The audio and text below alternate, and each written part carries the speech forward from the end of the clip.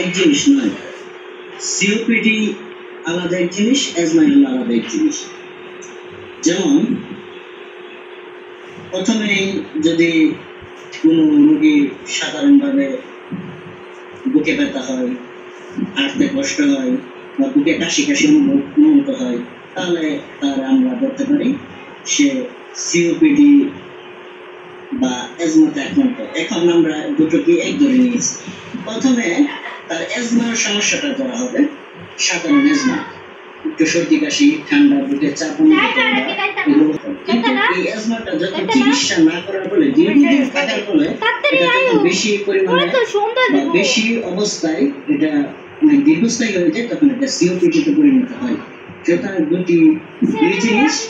তবে মেন হচ্ছে একটা শ্বাসকষ্ট লাগবে, শ্বাসকষ্ট হলে শ্বাস নিতে কষ্ট হলে ঠোঁট নীল হয়ে যাবে, বা আরো যে ধরনের সমস্যা হবে, সে গোসল করতে পারে না, ভালো করে হাঁটতে পারে না, এরপরে বিভিন্ন সমস্যা হয়।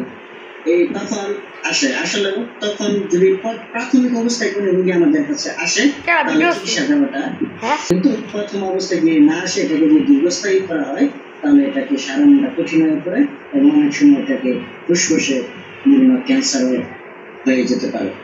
তাই